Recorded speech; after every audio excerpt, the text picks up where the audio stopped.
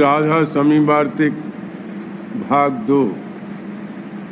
वचन 152। गुरमुख वही है जो सदगुरु के हुक्म में बढ़ते, हुक्म से बाहर न होवे, और जब तक ऐसा अंग न होगा तब तक उस पद को भी नहीं पावेगा। यह बात मुश्किल है, पर जो कोई ऐसी होशियारी रखे कि जिसमें सदगुरु राजी होवे वही काम करे, यानी जो सेवा भी करे तो उसमें रजामंदी सदगुरु की मुख्य रखे और इतनी पहचान करता रहे कि मेरी सेवा सदगुरु को पसंद है या नहीं, या मेरी नाराजगी का ख्याल करके कबूल कर रहे हैं। जो ये समझ में आ जावे कि इसमें सदगुरु को तकलीफ है, सिर्फ मेरी हट से मंजूर कर रहे हैं, तो उस सेवा को फौरन छोड़ देवे। और जिसका ऐसा अंग है वही गुरमुख बनेगा, और जिसकी ऐसी हालत नहीं है उसको मुनासिब है कि सत्संग नियम से करे और वचन को चित्त से सुने और याद रखे, तो उसका अंग बदलता जाएगा। वचन 153। अहंकार के मैल सब जीवों के हृदय में धरी हुई है, और जब तक यह न जावेगी तब तक परमार्थ नहीं बनेगा। और यह मैल बाहर मुख उपासना से नहीं जा सकती। इस वास्ते लाजिम पड़ा कि अंतर्मुख उपासना की जावे, और इस उपासना का भेद सिवाय पूरे सदगुरु के और कोई नहीं दे सकता है। इस वास्ते हर एक जीव परमार्थी को मुनासिब है कि पहले अपने वक्त का पूरा सदगुरु खोजे और उनकी सेवा करे, तब काम पूरा बनेगा। वचन 154। इस जीव के सब बैरी हैं, कोई मित्र नहीं। मन जो 3 गुण से मिला हुआ है वह भी इस जीव को ऐसे देखता है जैसे बिल्ली चूहे के खाने का इरादा रखती है। सिवाय इसके जो जीव काल के हैं और उसका हुक्म मानते हैं, यानी मन के कहने में चलते हैं, तो भी काल उनको दुख देता है। इसी तरह सब जीव दुखी रहते हैं, पर जो जीव सदगुरु के हैं उनके ऊपर सदगुरु की दया है, और काल भी उनसे डरता है और उनका सहायक रहता है। इस वास्ते सबको चाहिए कि सदगुरु वक्त की शरण लेवें, तो यहाँ भी और वहाँ भी उनका बचाव और रक्षा होगी। वचन 155। जब कोई शख्स 1000-2000 आदमी भर्ती करना चाहता है तो हजारों उम्मीदवार जमा होते हैं, पर उनमें से 150 काबिल पसंद निकलते हैं और बाकी दर्जे बदर्जे कम होते हैं, और जो कोई बिल्कुल नालायक निकलते हैं और कोई बिल्कुल नालायक निकलते हैं। इसी तरह जब संत सदगुरु सत्संग जारी फरमाते हैं तो बहुत से जीव अनेक तरह की वासना लेकर आते हैं। जो निर्मल वासना परमात्मा की रखते हैं उनको सदगुरु छांट लेते हैं और बाकी को उम्मीदवार करते हैं। जो भाग्यवान परमात्मा की हैं वही संतों के सत्संग में ठहरते हैं, बाकी आप ही हट जाती हैं। उनसे वहाँ की झटक नहीं सही जाती, क्योंकि सच्ची और निर्मल चाह परमात्मा की नहीं रखते हैं। इस वास्ते संत भी उन पर जोर नहीं करते हैं आइंदा के वास्ते दया करती हैं। वचन 156। हजारों ब्रह्मा, हजारों गोरख, हजारों नाथ और हजारों पैगंबर तृष्णा की अग्नि में जल रहे हैं, क्योंकि उनको सद्गुरु नहीं मिले। और अगर कोई ये सवाल करे कि जब ऐसे बड़े बड़ों को सद्गुरु की पहचान नहीं हुई तो फिर जीव कैसे पहचान सकता है, उसका जवाब ये है कि ये सब अपने अपने अहंकार में रहे और इनको सद्गुरु पर निश्चय नहीं आया, और इसी सबब से सद्गुरु ने आपको इन पर प्रकट नहीं किया, क्योंकि ये रचना के काम के अधिकारी थे और उनसे यही काम लेना मंजूर था। मगर उनको सद्गुरु पर निश्चय, अगर उनको सद्गुरु पर निश्चय आ जाता तो फिर इनसे रचना का काम नहीं हो सकता था और दुनिया का बिल्कुल बिगाड़ना भी मंजूर नहीं है। जो जीव की संसारी हैं, उनके वास्ते ये लोग पैदा किए गए हैं कि उनकी संभाल करें। उनके लिए सद्गुरु का उपदेश नहीं है और न वह सद्गुरु के उपदेश को मानेंगे और न सद्गुरु का भाव उनके चित्त में समावेगा। अब सद्गुरु पुकार कर कहते हैं, जब ऐसे बड़े बड़े जिनका निश्चय हजारों जीव बांधे हुए हैं 84 के चक्कर और नर की आग से न बचे तो फिर जीव कैसे बचेंगे। पर इस वचन की प्रतीत वही जीव लावेंगे जिनका भाग परमात्मा का है और 84 से छुटकारा होने वाला है, यानी जिनको सच्ची और निर्मल चाह सच्चे मालिक से मिलने की है और जिनके संसारी वासना अनेक तरह की धसी हुई है, वे सद्गुरु के वचन की प्रतीत नहीं कर सकते। पर ये सबको मालूम होना चाहिए कि जन्म मरण से बचाने वाले और सदा सुख के स्थान के बख्शने वाले और निर्धाम में पहुंचाने वाले सिर्फ संत सद्गुरु हैं। और ब्रह्मा, विष्णु, महादेव और अवतार और देवता और पीर, पैगंबर और औलिया आप ही निगुरे हैं, यानी इनको संत सद्गुरु नहीं मिले और न 84 के चक्कर से आप बचे और न दूसरे को बचा सकते हैं। जो इस वचन को की प्रतीत लाकर सद्गुरु का खोज करेंगे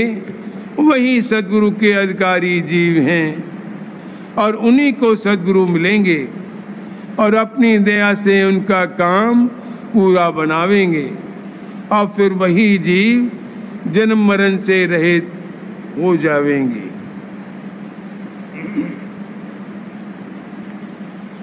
प्रेम पत्र राधा स्वामी, तीसरा भाग, वचन 13वां। राधा स्वामी दयाल के चरणों में किसी न किसी तरह की प्रीत और भाव और सेवा और यादगारी का फायदा। दुनिया के जितने काम हैं सब प्रीत और शौक के साथ किए जाते हैं। जिस काम में कि किसी की प्रीत और शौक नहीं होता है वो काम दुरुस्ती से नहीं बनता है, और जिस तरफ जिसकी प्रीत होती है उसी तरफ उसका झुकाव रहता है। जहां जिसकी गहरी प्रीत है वहां आपस में मेल भी जल्द जल्द और बार बार होता है, और वहीं एक दूसरे के वास्ते तन मन धन भी खुशी से लगाता है। इसी तरह परमार्थ में जिस किसी की प्रीत आई वो कुल मालिक राधा स्वामी दयाल और उनके प्रेमी भक्तों के संग की चाह उठावेगा, और जब जब इत्तेफाक से उनका सत्संग मिलेगा बहुत खुश होकर उसमें शामिल होगा और दर्शन और वचन का रस हासिल करेगा और उनकी परमार्थी किताबों को बहुत शौक के साथ पढ़ेगा और सुनेगा। ये प्रीत प्रेमियों के संग और उनकी किताबों के पढ़ने से पैदा होगी और बढ़ेगी, और जिस कदर तबीयत शौक के साथ इस काम में लगेगी उसी कदर दुनिया और दुनियादारों की तरफ से हटेगी। कुल रचना में कुल कार्रवाई प्रीत और शौक की है। सो जिस किसी को परमार्थ में थोड़ी बहुत प्रतीत के साथ प्रीत आई, उसको उसी मुआफिक वहां रस और आनंद मिलेगा और उसी कदर उससे वहां की कार्रवाई बनती जाएगी। कुल मालिक राधा स्वामी दयाल ने जीवों के हाल को मुलाहिजा करके निहायत दया के साथ ऐसा हुक्म फरमाया कि जो उनके चरणों में थोड़ी भी प्रीत और प्रतीत लावेगा तो भी उसका किसी कदर फायदा परमार्थी इस जन्म में हो जाएगा और आइंदा की तरक्की के वास्ते सिलसिला जारी हो जाएगा, यानी वो प्रीत दिन दिन बढ़ती जाएगी। और राधा स्वामी दयाल ने तरीका अंतरी अभ्यास का ऐसा सहज जारी फरमाया कि उसको हर कोई थोड़ा या बहुत आसानी से कर सके और अपनी प्रीत और प्रतीत के मुआफिक उसका फायदा यानी रस और आनंद जीते जी देख सके और सत्संग करके उस प्रीत को और उसके साथ अभ्यास भी बढ़ा सके। राधा स्वामी दयाल की इस कदर दया और मेहर जीवों पर है कि जो थोड़ी बहुत सचोटी के संग बाहर का सत्संग और अंतर में अभ्यास थोड़े शौक के साथ शुरू कर देवें तो वे दया से उनको अंतर में परिचय देकर उनकी प्रीत और प्रतीत बढ़ाते हैं और घट में थोड़ा बहुत रस और आनंद भी बख्शते हैं। अब जिस किसी को दुनिया और दुनियादारों का हाल और यहाँ के सामान और पदार्थों की कैफियत देखकर राधा स्वामी दयाल के चरणों में, जो कि जीव के सच्चे हितकारी और दम दम के संगी और मददगार हैं, गहरी प्रीत आई, वही एक रोज गुरुमुख का दर्जा पावेगा और उनकी पूरी दया अपनी निस्बत अंतर और बाहर परखता जाएगा। बाकी जीवों को जिस जिस दर्जे की प्रीत उनके चरणों में होवेगी उसी कदर फायदा उनको हाल में मालूम होवेगा और आइंदा वे भी अपने शौक और प्रीत के मुआफिक नंबरवार गुरुमुख बनाए जाएंगे। इस वास्ते कुल जीवों को मुनासिब और लाजिम है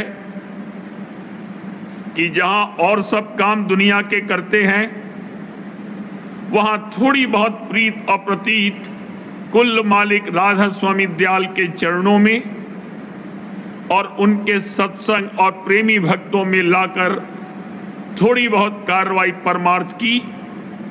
यानी बाहर का सत्संग और पाठ उनकी बानी और वचन का और अंतर अभ्यास सुमिरन और ध्यान और भजन का शुरू कर देवें तो रफ्ते रफ्ते उनकी प्रीत और प्रतीत दुनिया का तमाशा देखकर चरणों में बढ़ती जाएगी और जीते जी उसका फायदा उनको नजर आवेगा और आइंदा के वास्ते तरक्की का सिलसिला वास्ते हासिल होने सच्ची मुक्ति यानी पूरे उद्धार के जारी हो जाएगा कि जिससे एक दिन दुख सुख और जन्म मरण के चक्कर से सच्चा छुटकारा हो जाएगा। जो कोई किसी किस्म का नाता यानी प्रीत थोड़ी या बहुत राधा स्वामी दयाल के चरणों में जोड़ेगा या किसी तरह से उनके किसी सच्चे प्रेमी भक्त से प्रीत और मेल पैदा करेगा, तो राधा स्वामी दयाल अपनी मेहर और दया से उसका भी किसी कदर कारज इस जन्म में बनावेंगे, यानी उसके जीव का थोड़ा बहुत कल्याण हो जाएगा और आइंदा को भी सिलसिला लग जाएगा। और जो कोई की राधा स्वामी दयाल की जुगत यानी सुरत शब्द अभ्यास की कमाई संत सदगुरु या साधगुरु या उनके सच्चे प्रेमी सत्संगी से उपदेश लेकर सच्चे मन से थोड़े दिन भी करेगा तो भी वो 84 में नहीं जाएगा और आहिस्ता आहिस्ता सिलसिला उसके उद्धार का जारी हो जाएगा। खुलासा ये है कि जैसे बने तैसे किसी न किसी जुगत से यादगारी राधा स्वामी दयाल के चरणों की रोजमर्रा किसी न किसी वक्त होनी चाहिए। फिर राधा स्वामी दयाल अपनी मेहर से उस जीव को आहिस्ता आहिस्ता खींचकर चरणों में लगावेंगे और रफ्ते रफ्ते उसका उद्धार करेंगे। जिस किसी ने कि एक बार दर्शन संत सदगुरु के प्यार और भाव से किए हैं और उनके वचन चित्त देकर सुने और समझे हैं, तो भी वो अबेर सबेर सत्संग में मिलाया जाएगा। और जो बिलफर्ज इस जन्म में शामिल नहीं हुआ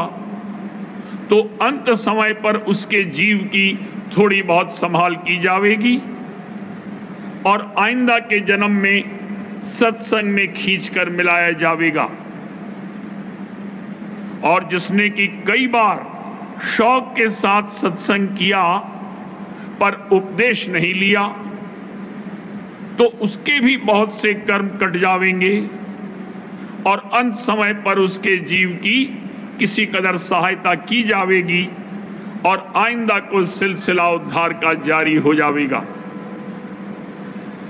जिस किसी को राधा स्वामी मत और सत्संग और सद्गुरु की महिमा सुनकर राधा स्वामी दयाल के चरणों में भाव और प्यार आया और गुप्त सेवा तन मन धन की करी, पर कोई सबब से सत्संग में शामिल न हो सका और न दर्शन सद्गुरु के किए और न उपदेश पाया, तो भी राधा स्वामी दयाल उस जीव की अपनी मेहर और दया से सहायता करेंगे और इसी जन्म में चाहे आइंदा के जन्म में उसको सत्संग में मिलाकर और सुरत शब्द की कमाई उससे कराकर रफ्ते रफ्ते उसका सच्चा उद्धार फरमावेंगे। जो कोई की राधा स्वामी दयाल और उनके नाम और धाम की महिमा सुनकर राधा स्वामी नाम का सुमिरन प्यार और भाव के साथ करेगा और वाणी और वचन को भी शौक के साथ पढ़ेगा, तो राधा स्वामी दयाल इसी जन्म में खींचकर उसको सत्संग में लगावेंगे और उस पर दया करेंगे।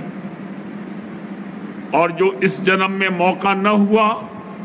तो आइंदा के जन्म में वो जरूर सत्संग में शामिल किया जाएगा और कार्रवाई उसके उद्धार की जारी हो जाएगी। ऐसा हाल दया और मेहर का सुनकर जीवों को चाहिए कि जरूर राधा स्वामी दयाल के चरणों में हाजिर या गायब जरूर थोड़ी बहुत प्रीत या उनकी यादगारी करते रहें कि जिससे सहज में उनके जीव का कल्याण हो जाएगा। और जो इतनी बात से चूकेंगे यानी सुनकर भी थोड़ा बहुत भाव और प्यार राधा स्वामी दयाल के चरणों में या उनके सत्संग में या उनके प्रेमी भक्त में या उनके नाम और वाणी और वचन में नहीं लावेंगे, तो उनको जानना चाहिए कि वे अभागी हैं, और उनके उद्धार में अभी बहुत देर है। राधा स्वामी दयाल की यहां तक जीवों पर दया और मेहर है कि जो कोई अनजानता और मूर्खता से उनकी या उनके सत्संग की या उनके प्रेमी भक्त की निंदा करता रहेगा तो उसको भी पहले उसके पाप कर्म काटकर अबेर सबेर खींचकर सत्संग में मिलावेंगे, जहां से कि उसके उद्धार का सिलसिला जारी हो जाएगा। किस कदर भारी दया की बात है कि जो किसी से महिमा जानकर या अनजानता से कोई सेवा किसी किस्म की तन मन और धन या इंद्रियों की राधा स्वामी दयाल के निमित्त बन आवेगी तो उसको भी थोड़ा बहुत परमार्थी फायदा बख्शेंगे, यानी उसके जीव की किसी कदर सहायता करेंगे और चरणों में प्रेम प्रीत का दान देकर आइंदा को उसके उद्धार का रास्ता आहिस्ता आहिस्ता जारी फरमावेंगे। जो कोई राधा स्वामी नाम और उनकी बानी को प्यार के साथ गावेगा और पढ़ेगा तो उसको भी थोड़ा बहुत परमार्थी फायदा पहुंचेगा, क्योंकि ये नाम सच्चे कुल मालिक का है और इसका असर बड़ा भारी है जो प्यार और भाव के साथ गाया जावे। और जो उसका भेद समझकर सुमिरन करेगा तो उसका फायदा और भी ज्यादा होगा, यानी वो एक दिन सत्संग में शामिल होकर या किसी प्रेमी भक्त से मिलकर अभ्यास में लग जावेगा और राधा स्वामी दयाल की बानी को भाव से पढ़ने का भी यही फायदा हासिल होगा। अब ख्याल करो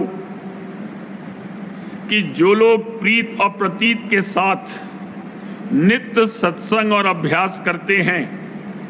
और तन से मन से और धन से जिस कदर मुमकिन है नित्य सेवा करते हैं और राधा स्वामी दयाल की दया और मेहर को अंतर और बाहर नित्य अपने ऊपर देखते हैं और परखते हैं, उनको किसी कदर भारी दर्जा और मुकाम हर एक की लगन के मुआफिक बख्शिश फरमावेंगे। और सत्संग से मतलब यह है कि जहां कितने ही प्रेमी भक्त राधा स्वामी दयाल के मिलकर बानी का पाठ और अर्थ और चर्चा करते हैं, और जिसको ऐसा सत्संग प्राप्त नहीं है वो आप अपने घर में प्रेम के साथ समझ समझकर बानी का पाठ करता है या अपने कुटुंबियों के साथ चर्चा करके राधा स्वामी मत को समझाता है, ये भी सत्संग में दाखिल है।